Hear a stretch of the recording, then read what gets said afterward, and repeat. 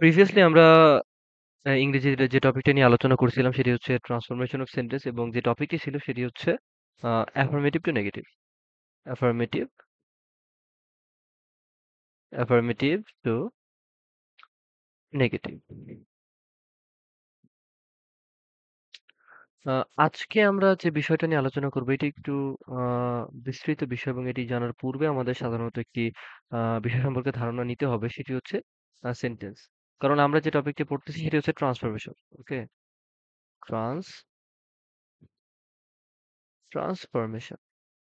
এখন ট্রান্সফরমেশনের ভিতরে আছে হচ্ছে অ্যাকর্ডিং টু মিনিং,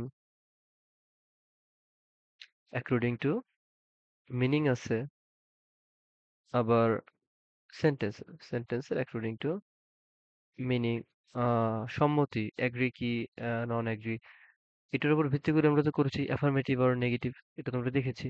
তাহলে এখন আমাদের দেখার বাকি আছে sentence transformation of sentence according to meaning এবং according to structure, according to structure, according to structure. এখনো দেখা বাকি আছে ভয়েস, ভয়েস বাকি আছে এবং লাস্ট দেখতে হবে হচ্ছে ডিগ্রি, ডিগ্রি। তো যেহেতু গতকালকে আমরা অ্যাফার্মেটিভ নেগেটিভ আলোচনা করেছি, তাহলে আজকে আমরা আলোচনা করব assertive to interrogative imperative objective and exclamatory. So এগুলো যদি আমাদেরকে জানতে হয় তাহলে আগে আমাদেরকে এই পাঁচটা সেন্টেন্সের স্ট্রাকচার জানতে হবে যে আসলে এগুলো দেখতে কেমন। আসলে ট্রান্সফরমেশন বলতে আমরা যে জিনিসটা বুঝি সেটা হচ্ছে রূপান্তর। এখানে সেন্টেন্সে রূপান্তর করব, কিন্তু কোনো অর্থের পরিবর্তন হবে না। এবং অ্যাসার্টিভ সেন্টেন্স থেকে যখন আমি ইন্ট্রোগেটিভ এ যাব, তখন জাস্ট আমরা খেয়াল করব যে চেহারার চেঞ্জ হয়। বাদ বাকি অন্য কিছু চেঞ্জ হয় না। অ্যাসার্টিভ সেন্টেন্সের একটি সাধারণ গঠন আছে। সেটি হচ্ছে ফার্স্ট এ সাবজেক্ট থাকে, ভার্ব থাকে, অবজেক্ট থাকে। এটা একটি জেনারেল স্ট্রাকচার অ্যাসার্টিভ সেন্টেন্সের। তো এখানে একাধিক ভার্বও থাকতে পারে, যেমন subject plus auxiliary verb plus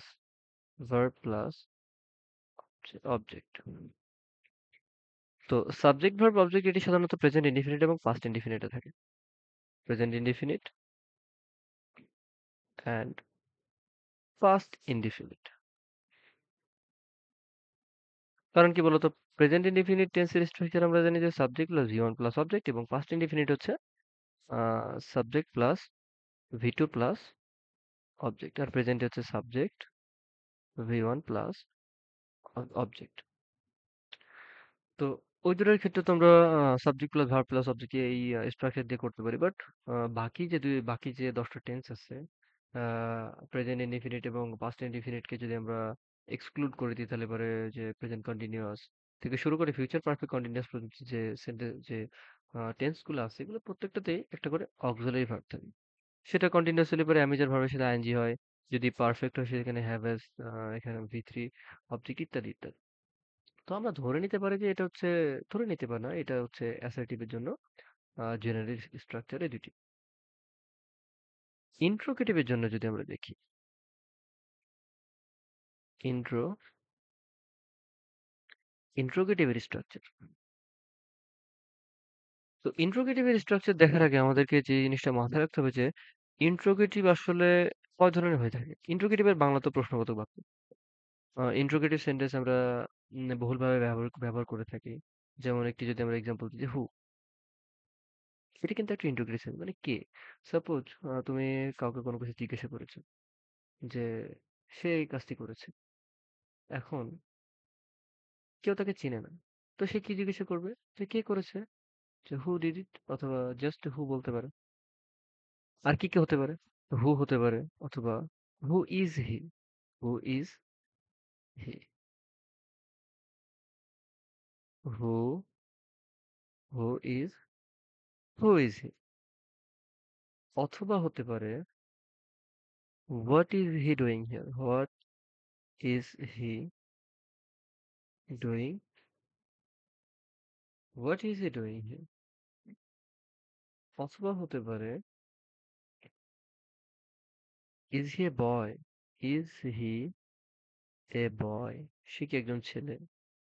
or হতে পারে যে am am I eating am I eating well? আমি কি ভালো খাচ্ছি? তাহলে আমরা এখানে ৫টি ধরনের ইন্টারোগেটিভ সেন্টেন্স আমরা লক্ষ্য করি। তো এখন ৫ টার জন্য কি আলাদা, আলাদা গঠন হবে? না, ৫ টার জন্য আলাদা, আলাদা গঠন হবে না। ৫ টার জন্য একটি গঠন হবে। সেটি হচ্ছে আমরা যদি এটাকে সামারাইজ করে যদি আমরা লিখতে চাই, এই ৫ টিকে সামারাইজ করতে চাই। সামারাইজ,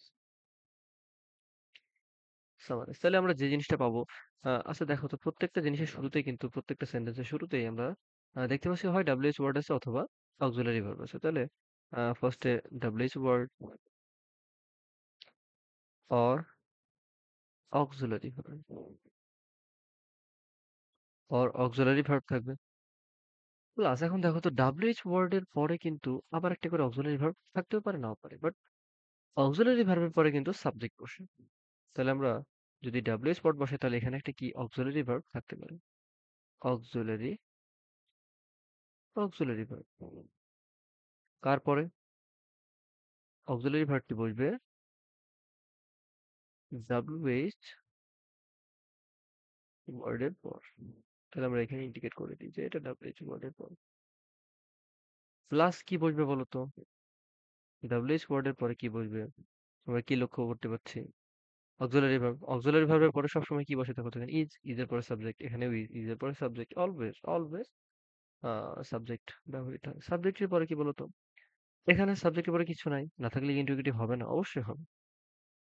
এখানে ইন্টারোগেটিভ এর পরে ইজ এর পরে সাবজেক্ট আছে, বাট এখানে ভার্ব আছে। তার মানে ভার্ব থাকতেও পারে, নাও পারে। Principal verb, PV, principal verb. Plus কি আছে বলতো? প্লাস প্লাস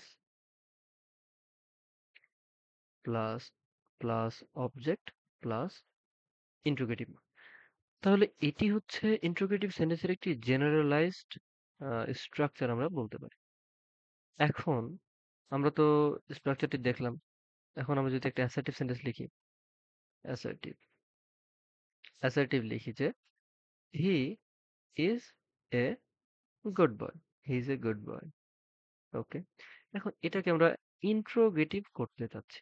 আমাদের উদ্দেশ্য তো আলটিমেট উদ্দেশ্য কি? আমাদের উদ্দেশ্য হচ্ছে যে আমরা ট্রান্সফরমেশন করব। তাহলে অ্যাসার্টিভ থেকে যদি আমরা ইন্ট্রোগেটিভ এখন যেতে চাই, ইন্ট্রোগেটিভ ইন্ট্রো তাহলে আমাদের স্ট্রাকচারে কি ছিল? শুরুতে হয় WH ওয়ার্ড থাকবে অথবা অক্সিলারি ভার্ব থাকবে। 99% ক্ষেত্রে আমরা অক্সিলারি ভার্ব শুরুতে দিয়ে থাকি কারণ সেন্টেন্সের ভিতরে থাকে।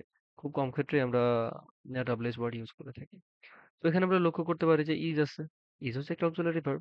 তাহলে আমরা যদি অক্সিলারি ভার্বটিকে সামনে বসাই, কারণ ইন্টারোগেটিভের চেহারা কেমন ছিল?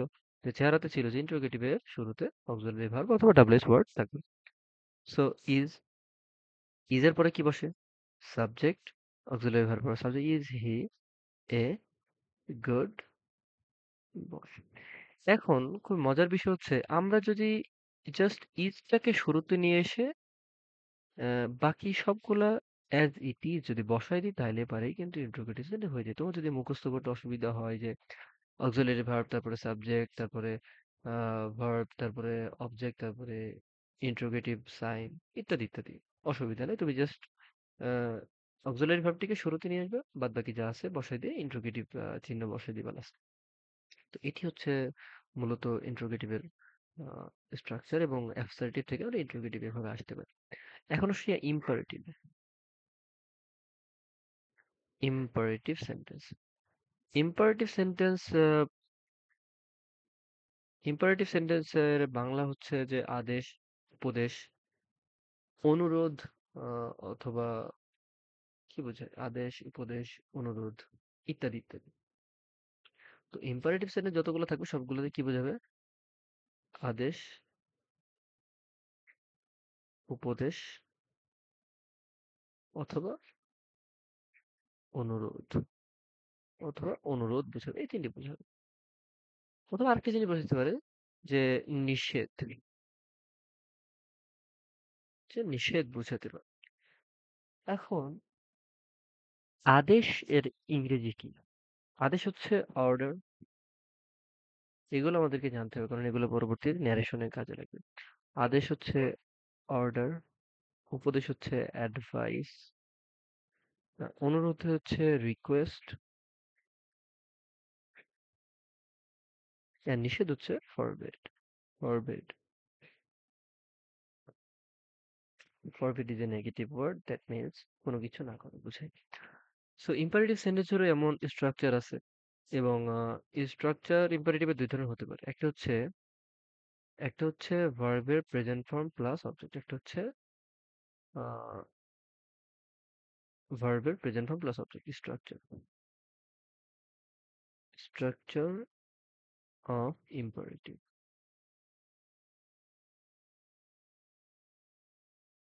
V1 plus object. V1 plus object থাকলে পরে আমরা বলতে পারি সেটি হচ্ছে ইম্পারেটিভ সেন্টেন্স। ইম্পারেটিভের সেন্টেন্সের শুরুতে সাধারণত V1 দিয়ে শুরু হয়ে থাকে, অথবা আরেকটি স্ট্রাকচার আছে সেকেন্ড স্ট্রাকচার,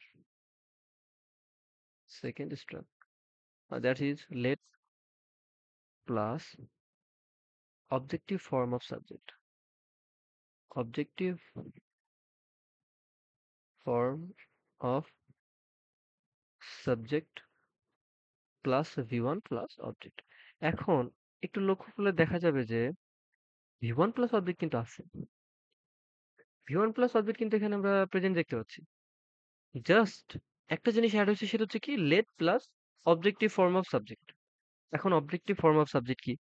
প্রত্যেকটা সাবজেক্টেরই ৪ টা ফর্ম থাকে। যদি আই যদি আমরা কনসিডার করি, সাবজেক্ট আই কে যদি আমরা কনসিডার করি, এটা হচ্ছে পারসন, এটা হচ্ছে ফার্স্ট পারসন। প্রত্যেকটা পারসন সাবজেক্ট হিসেবে ব্যবহৃত হয় এবং প্রত্যেকটা পারসনেরই ৪ টা রূপ থাকে। একটা হচ্ছে সাবজেক্টিভ, একটা হচ্ছে অবজেক্টিভ, সাবজেক্টিভ, অবজেক্টিভ, পজেসিভ আর এক্সেসিভ পজেসিভ। আয়ের অবজেক্টিভ হচ্ছে মি, পজেসিভ হচ্ছে মাই এবং এক্সেসিভ পজেসিভ যেটা একান্ত নিজের বোঝাবে সেটা হচ্ছে মাই। আই মানে আমার, মি মানে হচ্ছে আমি, মাই মানে সরি আই মানে আমি, মি মানে আমাকে, মাই মানে আমার এবং মাইন মানে হচ্ছে একেবারেই আমার। যেমন ইট ইজ মাইন, যে এটি শুধুই আমার। তো এইগুলো হচ্ছে অবজেক্টিভ ফর্ম, আশা করি বুঝতে পেরেছো। এবং শুরুতে আমাদের একটা লেট নিয়ে আসতে হবে, দ্যাটস ইট। তাহলে পরে আমরা এই ইম্পারেটিভ সেন্টেন্স করতে পারবো। শুরু আমরা যদি একটা অ্যাসার্টিভ লিখি, অ্যাসার্টিভ যদি আমরা লিখি যে I am doing the I am doing the work, সেটাকে আমরা ইন্টারোগেটিভ করি। ইন্টারোগেটিভ কি হবে তাহলে? কথা ছিল জাস্ট অক্সিলারি ভার্বটার সামনে। Am I doing the, am I doing the work, that's it. তাহলে এবারে ইন্টিগ্রেটিভ হয়ে যাবে। কিন্তু এখানে একটা মজার বিষয়, যখন আমরা ট্রান্সফরমেশন করবো তখন কিন্তু এখানে একটা নট যোগ করতে হবে। যে am not I going doing the work, এটি যদি অ্যাফার্মেটিভ হয় তাহলে ইন্টিগ্রেটিভটি হবে নেগেটিভ। অ্যাসার্টিভ থেকে ইন্টিগ্রেটিভে যখন আসবো তখন অ্যাসার্টিভ যদি অ্যাফার্মেটিভ হয় তাহলে এটি হবে হচ্ছে নেগেটিভ, একটা নট যোগ হবে এখানে। ওকে, তো এখন এটাকেই যদি আমরা ইম্পারেটিভ করতে যাই, আচ্ছা বলো তো যে এইটি, এই যে এই ফার্স্টের বাক্যটি, এটিও যেই অর্থ প্রকাশ করে, এটিও সেই অর্থ প্রকাশ করে সেকেন্ডের এটি। তাহলে এটাকেও ইম্পারেটিভ করলে আমরা যা পাবো, এটাকে ইম্পারেটিভ করলে আমরা সেই একই জিনিস পাবো। ইম্পারেটিভ যদি আমরা এখানে এটাকে করতে চাই, ইম্পারেটিভ যদি আমরা করতে চাই তাহলে কি হবে বলতো? ফার্স্টে আমরা V1 দিয়ে দিব, তারপরে অবজেক্ট বসিয়ে দিব। এখানে ভি হচ্ছে ডুইং, যে কোনো কিছু করা বোঝালে পারে সেটি ভার্ব। আর সাবজেক্টকে যদি আমরা কি দ্বারা প্রশ্ন করি তাহলে আমরা ভার্ব পাবো। যেমন I am doing the work, আমি কাজটি করতেছি। সাবজেক্ট এখানে আই, আমি, আমি, আমি কি করে? আমি কাজ করে। এখানে কাজের ইংরেজি কি? ডুইং। তাহলে ডুইং হচ্ছে ভার্ব। তাহলে কোন একটা সেন্টেন্সকে ভার্ব আইডেন্টিফাই করতে হলে আমাদেরকে জাস্ট সাবজেক্টকে কি দ্বারা প্রশ্ন করতে হবে, কি করে, এটি দিয়ে প্রশ্ন করলে আমরা কি পাবো? ভার্ব। কি করে এটি দিয়ে প্রশ্ন করলে কি পাবো? ভার্ব পাবো। ওকে, গুড। এখন ইম্পারেটিভ সেন্টেন্সের গঠন তাহলে আমরা লিখি যে verb V one, V one কি আছে? ডুইং, ডুইং থেকে ভি ওয়ান কি হবে? Do, do the work, do the work. এখন এখানে তো সাবজেক্ট আছে, তাহলে এটাকে আমরা ২ নম্বর নিয়ম দিয়েও করতে পারি। সেটা হচ্ছে কি বলতো? যে লেট বসাইতে পারি। লেট কোথা থেকে আসলো? লেট নিয়ম থেকে আসছে, যে ইম্পারেটিভ শুরুতে লেট থাকবে। প্লাস সাবজেক্টের অবজেক্টিভ ফর্ম, এখানে সাবজেক্টকে আই, আমরা একটু আগে দেখে আসলাম যে আই থেকে অবজেক্টিভ ফর্ম হচ্ছে অবজেক্টিভ ফর্ম। তাহলে এখানে কি বলবে? Let let me V one plus subject, এটা অ্যাজ ইট ইজ বসে যাবে। Do the to the work. Okay, good.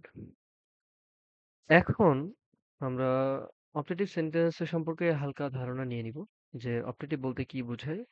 আমরা পরীক্ষায় অবজেক্টিভ সেন্টেন্স তেমন একটা আসে না, এবং জানার জন্য যতটুকু লাগে ততটুকু আমি বলে দিচ্ছি। অবজেক্টিভ সেন্টেন্স হচ্ছে অনুজ্ঞাবাচক। অনুজ্ঞাবাচক এখানে ইচ্ছা আশীর্বাদ বোঝায়। ইচ্ছা, ইচ্ছা আশীর্বাদ ইত্যাদি। তো ইচ্ছার ইংরেজি কি বলতো? উইশ। আশীর্বাদ হচ্ছে প্রে। তো আমাদের কিন্তু এগুলো মনে রাখতে হবে, কারণ এগুলো পরবর্তী যখন ন্যারেশন করতে হবে তখন কিন্তু লাগবে। যেমন ইম্পারেটিভ এর ক্ষেত্রে আমরা কি বললাম বলতো? ইম্পারেটিভ এর ক্ষেত্রে আমরা বলেছি যে অর্ডার কোথায় গেল? এই যে অর্ডার, অ্যাডভাইস, রিকোয়েস্ট, ফরম্যাট, এগুলো আমাদের মনে রাখতে হবে, কারণ এগুলো রিপোর্টিং ভার্ব হিসেবে পরবর্তীতে ন্যারেশনে ব্যবহৃত হয়। এবং ন্যারেশনে উইশ এবং প্রে এটাও রিপোর্টিং ভার্ব হিসেবে ব্যবহৃত হয়। এগুলো আমাদেরকে মনে রাখতে হবে অবশ্যই। তো এখন যদি আমরা এর স্ট্রাকচার দিই, স্ট্রাকচারের দিকে তাকাই, স্ট্রাকচার, স্ট্রাকচার সেটি হচ্ছে প্রথমে মে অথবা লং লিভ থাকে, যেহেতু আশীর্বাদ বোঝায় তো মে অথবা লং লিভ ব্যবহৃত হয়।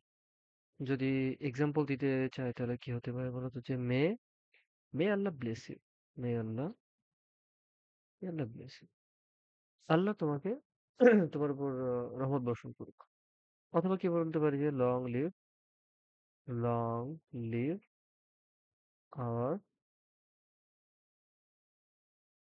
Prime minister. No no, prime minister বললে পরে এখন তো অন্তর্বর্তীকালীন সরকার রয়েছে, তাহলে এখানে আমরা বলতে পারি ইন্টারিম গভর্নমেন্ট। Interim government.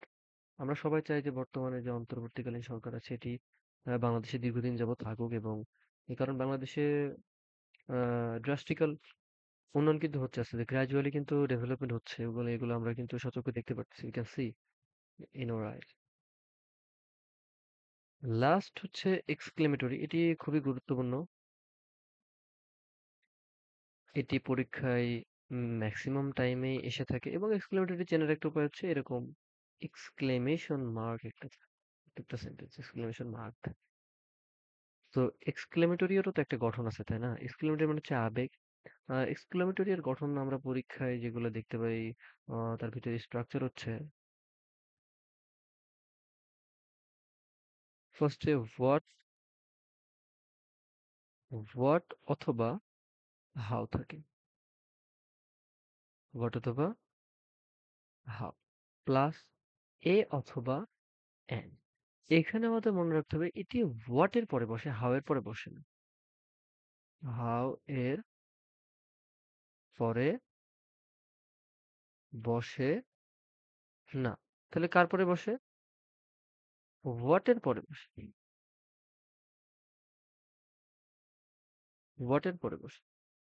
তো এটা আমাদের মনে রাখতে একটা সহজ উপায় আছে যে হোয়াট এর ভিতরে এ আছে, তাই হোয়াট এর পরে এ অথবা এন বসবে। হাউ এর ভিতরে নাই, তাই বসবে এ অথবা এন। তারপরে কি বসবে? অ্যাডজেক্টিভ। কি বসবে? অ্যাডজেক্টিভ। যে কোনো এক্সক্লেমেটরি সেন্টেন্সে অ্যাডজেক্টিভ থাকতে হবে, কারণ আবেগ বোঝাবে তো, দুঃখ কষ্ট ইত্যাদি বেদনা, অ্যাডজেক্টিভ। তো অ্যাডজেক্টিভ বসবে, তারপরে কি বসবে? সাবজেক্ট বসবে প্লাস ভার্ব বসবে প্লাস একটা এক্সক্লেমেশন মার্ক দিবে। এখন আমরা যদি এক্সাম্পল দিতে চাই, এক্সাম্পল যদি আমরা দিতে চাই তাহলে কি হবে? ফার্স্টে আমরা রিক্যাপ করি অ্যাসার্টিভ এর স্ট্রাকচার। অ্যাসার্টিভ এর এক্সাম্পল দিব। অ্যাসার্টিভ এ কি ছিল? যে I saw A fine fine table. I saw A fine table, আমি একটা সুন্দর টেবিল দেখেছি।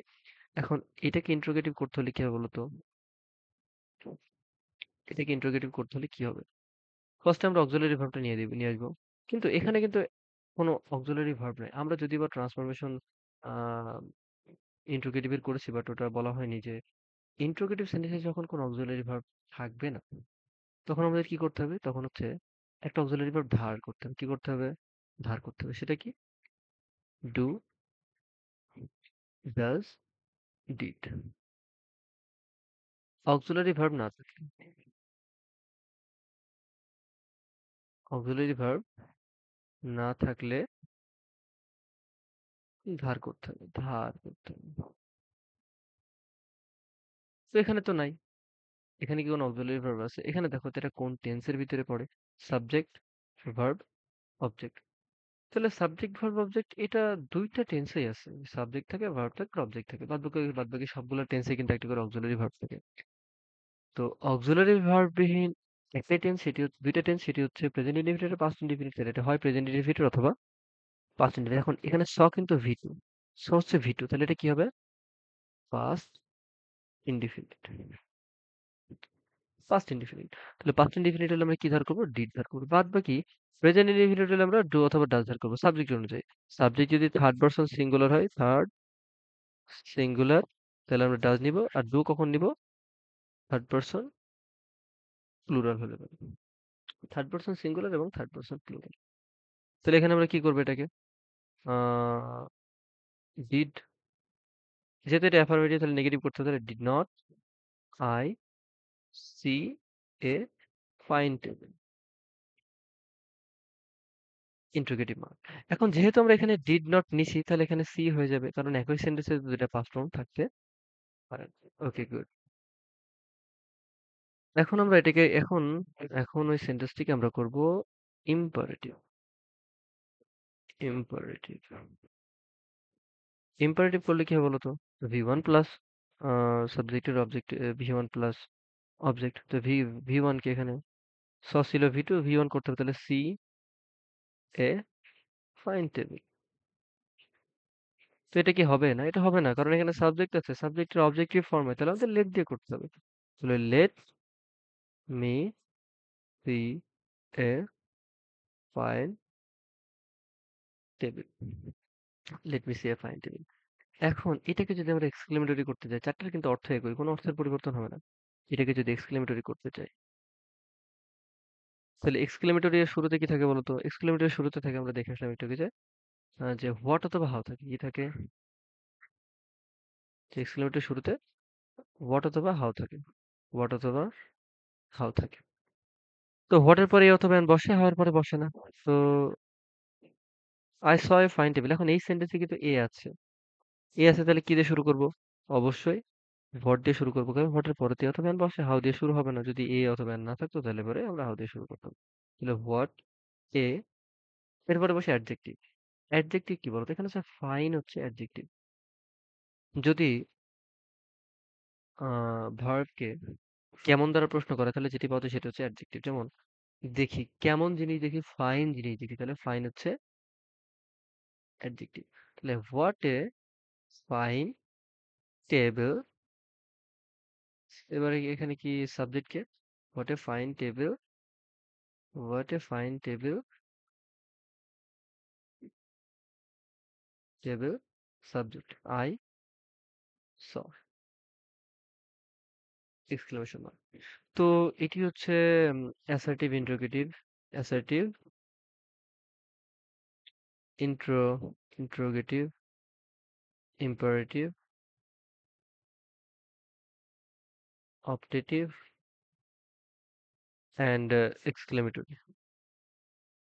এগুলো হচ্ছে জেনারেল স্ট্রাকচার। পরবর্তীতে আমরা বিশদভাবে যখন একেবারে ট্রান্সফরমেশন করবো, জাস্ট ট্রান্সফরমেশন টপিক, তখন আমরা এটি সম্পর্কে ভালোভাবে ধারণা পাবো। আশা করি সবার ক্লাস ভালো লেগেছে। যদি ভালো লেগে থাকে তাহলে অবশ্যই ফলো দিয়ে পাশে থাকবেন।